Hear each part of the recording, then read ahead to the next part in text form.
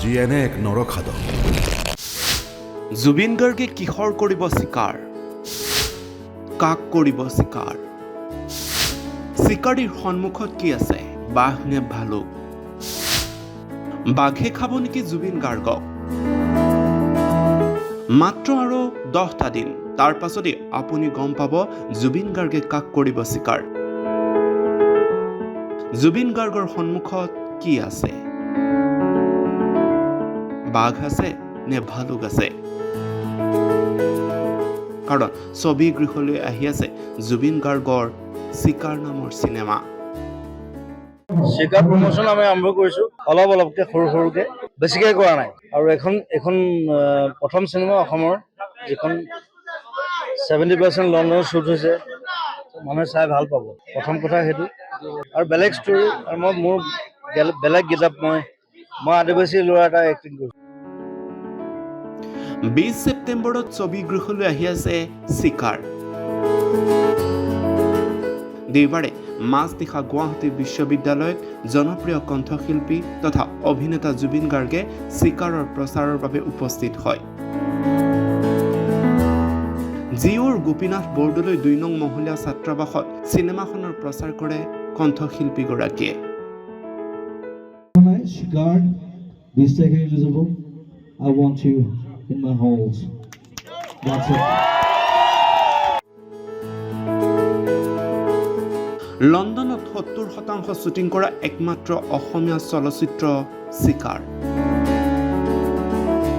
এই মন্তব্য কৰিছে জুবিন গাৰ্গে। আৰু এখন প্ৰথম চিনেমা অসমৰ, যিখন 70% লণ্ডনত শ্বুট হৈছে, মানুহে চাই ভাল পাব। চিকাৰক লৈ বহু আশাবাদী জুবিন গাৰ্গ। মিছন চাইনা কাঞ্চনজংঘাৰ পাছত এইবাৰ চিকাৰক লৈ বহু আশা কৰিছে এতিয়া জুবিন গাৰ্গে। পিছে জুবিন গাৰ্গৰ এই চিকাৰ কিমান দূৰ সফল হ'ব, সেয়া সময়ত লক্ষণীয় হ'ব। কিন্তু এটা ডাঙৰ প্ৰশ্ন উঠিছে, জুবিন গাৰ্গে কাক কৰিব চিকাৰ? এজন আদিবাসী যুৱকৰ চৰিত্ৰত অভিনয় কৰা জুবিন গাৰ্গে কাক কৰিব চিকাৰ?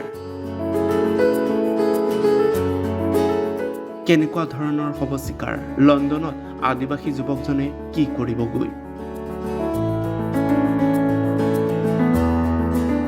এনে বিভিন্ন প্ৰশ্নৰ মাজতে 20 ছেপ্টেম্বৰত এই সকলো প্ৰশ্নৰ উত্তৰ পাব চিনেমা হলত।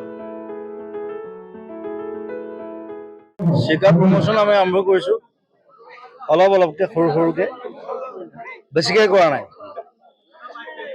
আৰু এখন প্ৰথম চিনেমা অসমৰ, যিখন 70% লণ্ডনত শ্বুট হৈছে, মানুহে চাই ভাল পাব। প্ৰথম কথা সেইটো, আৰু বেলেগ ষ্টৰী। আৰু মোৰ বেলেগ কিতাপ, মই আদিবাসী ল'ৰা এটা এক্টিং কৰিছোঁ।